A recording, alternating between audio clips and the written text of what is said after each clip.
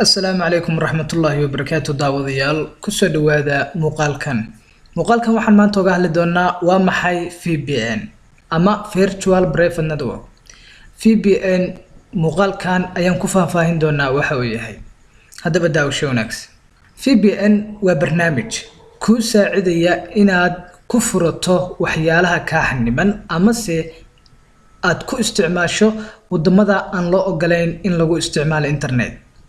Tusaale, haddii aad u baahan tahay browserkaaga oo jiraan qoraal browserkaaga ayaa jira website meelo ka xiran oo inaad gashido kale ayaa ka xiran page ayaa jira ka xirmaya oo laba qaab ha kaaga xirmaan ama inay ka xidho shirkadda internetka soo siisay oo ISP-ga ah oo internetka ka soo qaadatay ama se ha ka xiran cidda iska leh website-ka.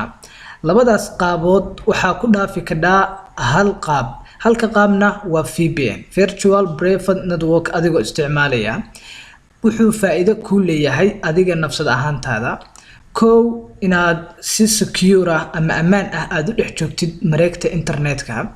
labo, inaad ku isticmaashid ama aad uga gudubtid xayndaabka ka hor istaagan wax walba oo ka xiran.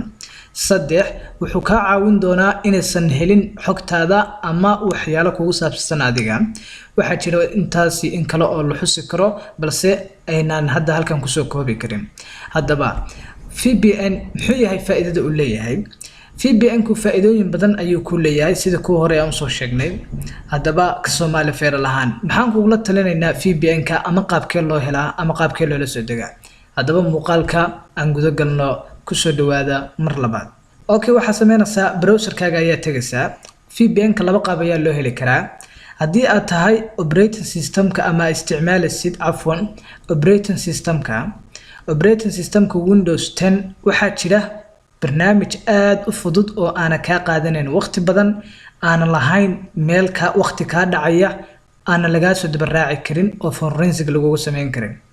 barnaamijkaas waxaa la yiraahdaa web store-ka ayaa tagaysaa ama Microsoft Store-ka markaad tagtid waxaa ku qoraysaa meesha halka qoraalka ku qoran Touch VPN. inta badan taleefanadana waa loo isticmaalaa. midka halkan yaala ee ku qoran tahay Touch VPN ayaad ku dhufanaysaa oo la soo degaysaa. okay, Touch VPN aniga waa igu jiraa. waxaad ku dhufanaysaa download baa ku dhufanaysaa. that's why aniga wuxuu ii leeyahay hadda launch ayuu ii leeyahay. okay, launch ayaa ku dhufanaysaa. launch macnaheedu waxa weeye in sida ama setup gare oo hore igu soo kicin. okay, waa yahay. VPN-ka markaad soo furatid waxa uu imaan doonaa meesha ay ku qoran tahay start button-ta ayaa tagi doontaa. halka recent apps-ka ayaad wax ku dhufan doontaa Touch VPN meesha ku yaalo. okay, Touch VPN waa kana ama nashqadan ayuu u yaalaa. halkan waxaa ka dooranaysaa يعني encryption is disabled, يعني qarintaadi waa qarsoon tahay. United States wadamo badan ayuu leeyahay. halka markii laga soo bilaabo dhowr wadan ayaa ku jira oo aad u muhiimsan oo Yurubta ku jira. okay, kadibna waxaan dooranayaa sida wadanka hadda Ukraine oo kale aan dooranayaa. kadibna connect ayaan leeyahay. muddo kooban kadib wuxuu igu xiri doonaa Ukraine, taasoo uu siin doona IP address ee khaas ah oo laga isticmaalo wadanka Ukraine. wayna adkaan doontaa cid kasto isku dayda inay hesho macluumaadkayga inay si fudud ku soo hesho. haddaba waxaa ogeysiis madan software-rada sameeya VPN-ka ama qariya hidden IP address-ka. labadoodaba laba qaab ayaa jira.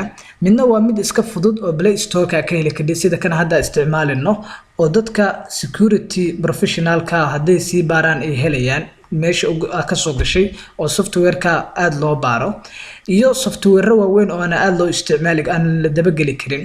haddaba barnaamijka yarka oo la yiraahdo Touch VPN hadda waa ii setup garaysan yahay Ukraine. wada meel kasto oo aan joogo cidna ma ogaan karo si easy ah.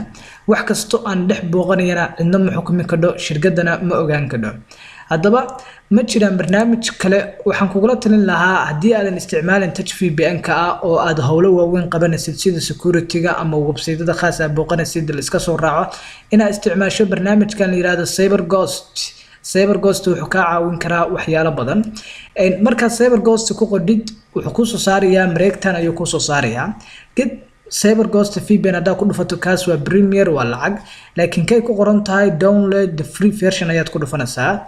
intaa wixii ka dambeeya halkan downloadka ayuu kusoo saaraya aniga hadda haddaan ku dhufto meesha downloadka ayuu soo saaraya waa 467 KB weeye ma badna start download hadda dhahdid hal mar buu hore igaga dejiyay okay open ayaan leenahay kadibna yes ayaan leedahay oo soo kicinaysa barnaamijka ilaa intuu noo soo kacayo ayaan sugnaa preparing and installation ayuu leeyahay waxaad arkaysaa inuu leeyahay serverkaasi could not delete need files please check your internet connectivity and retrieve installation يعني waxa qabatay isla shirkadda ISP ga siinaysa ayaa iga qabatay barnaamijka okay qaab kale aan uga gudbi karo waa jira that's why VPN kalena waa ii daaran yahay aan kan xiro kadibna asaga ayaa ku dhufanaysa marka xiriso kadibna cancel ayaa leedahay okay wax yar baa sugaysaa cancel okay barnaamijkaas waxyaalo badan ayuu ka saacidi doonaa waxba yuusan videoga nagu sii dheeraan qaabka loo install gareeyo waa qaabka caadiga ah